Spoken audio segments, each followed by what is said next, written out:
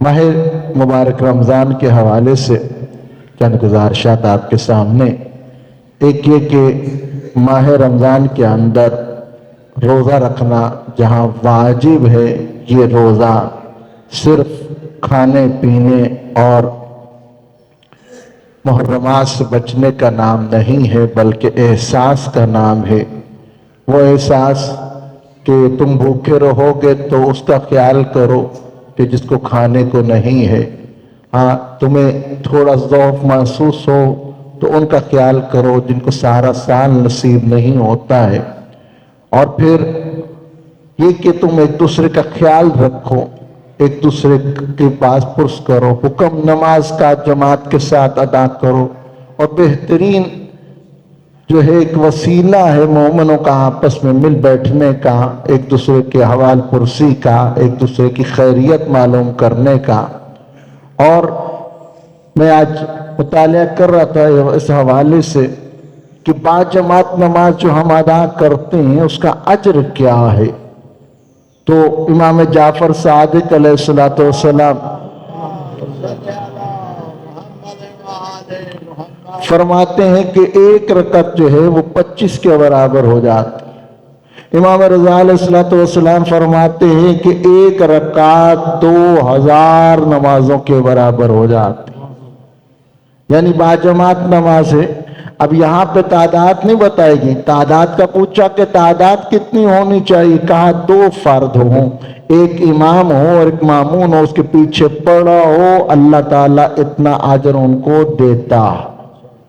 اور پھر فرمایا کہ مجھے تعداد تو بتاؤ، کہ ہاں جی تعداد تو کہا میں اجازت دیں تو ویسے عادت تو نہیں ہے، لیکن آج میں چاہتا ہوں کچھ آپ کے سامنے ثواب جو ہے جیسے بتایا گیا کہ رسول اللہ صلی اللہ علیہ وسلم کی خدمت میں جبرائیل امین نازل ہوئے اور اللہ تعالیٰ کی طرف سے 70,000 فرشتوں کے ہمراہ ایک جماعت کی فضیلت بیان کرنے کے لیے ایک حدیث جو ہے حدیث قدسی بیان کی کہ اگر جماعت میں 2 افراد ہوں تو ہر رکعت کے عوض 150 نمازوں کے برابر ہوتا ہے، اگر 2 افراد نماز پڑھ رہے ہیں۔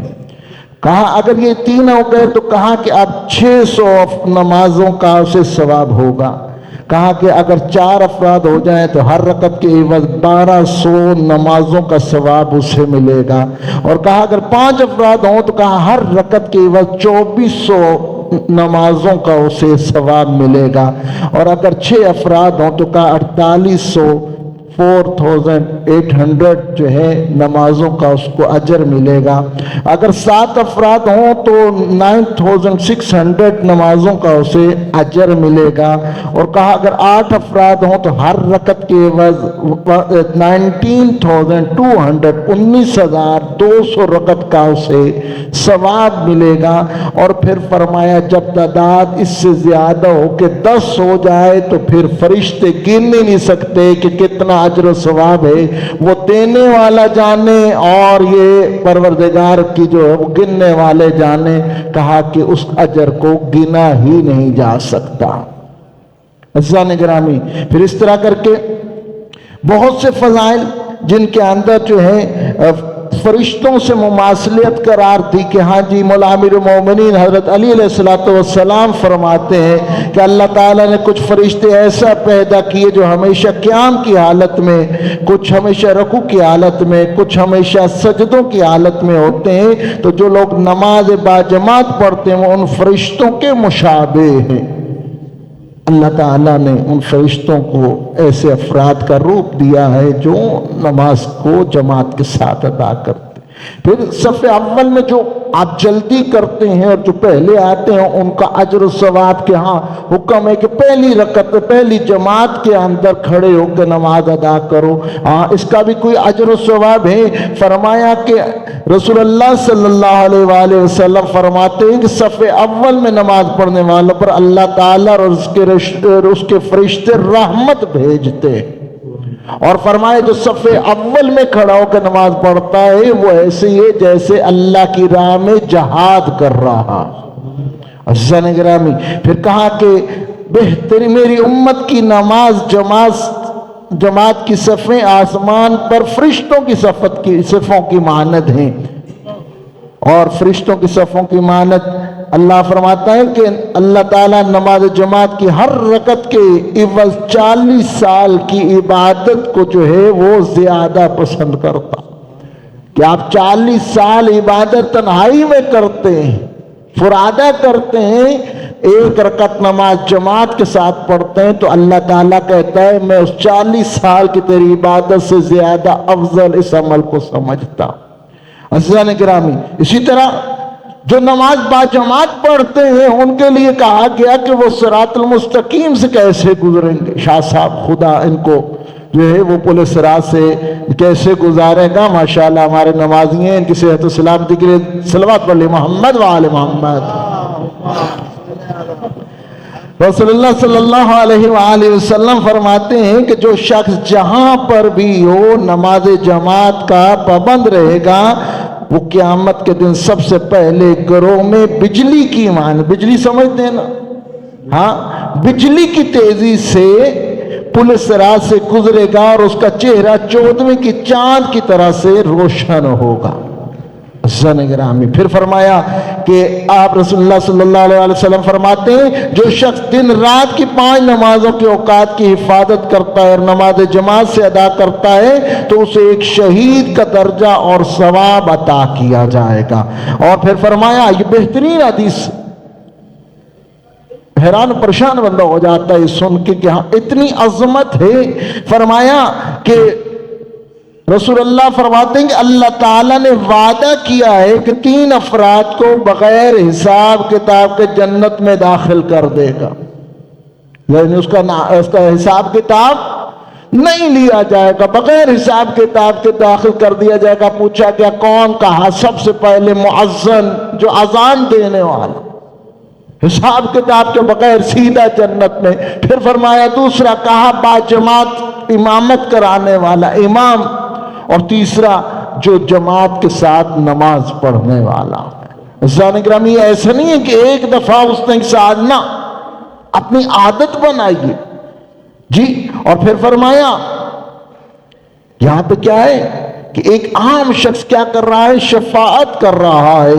اور پھر فرمایا یہاں پہ شفاعت کیسے کرے گا؟ کہا کہ اللہ تعالیٰ نے وعدہ کیا ہے کہ 3 افراد کو بغیر حساب کے جنت میں داخل کرے گا، اور ان میں سے ہر ایک 80,000 افراد کی شفاعت کرے گا۔ یہ وہی افراد جو ابھی آپ کے سامنے بیان کی، کہ کتنے افراد کی؟ 80,000 افراد کی شفاعت کون کرے گا؟ سب سے پہلے مؤذن، جو اذان دینے والا، مبارک شاہ صاحب جی۔ اور یہ سعادت ہمیں ملتی ہے عزیزان گرامی۔ اور یہاں پہ اگر میں مولا حسین کے اس ظاہر کی عظمت بیان کروں، خود دعا کریں کہ خدا ہم سب کو ظاہر امام حسین بنائے، کہ جو زیارت امام حسین پہ حاضر ہوتا ہے اور ایک زیارت پہ وہاں پہ پہنچتا ہے تو اللہ تعالیٰ اس کو یہ سعادت دے دیتا ہے کہ تو 70 ایسے لوگوں کو جو جہنم کے گڑھوں میں جل رہے ہیں ان کی شفاعت کر کے جہنم سے باہر نکال لے۔ عزیزان گرامی، پھر فرمایا دوسرا شخص جو 80,000 افراد کی شفاعت کرے گا وہ امام جماعت ہے۔ اور پھر تیسرا وہ نمازی جو جماعت کے ساتھ نماز کرتا ہے۔ تو اب آپ سب کو مبارک ہو جو با جماعت نماز پڑھتے ہیں۔ صلوات علی محمد و آل محمد۔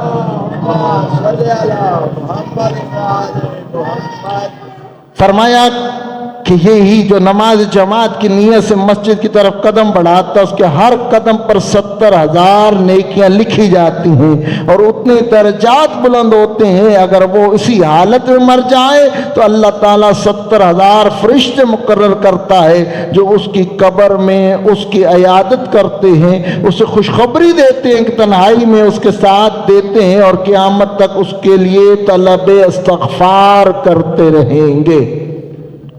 عزیزان گرامی، بڑھتا چلا جائے گا اس سلسلہ ثواب کا، لیکن یہ مطالب کم نہیں ہے۔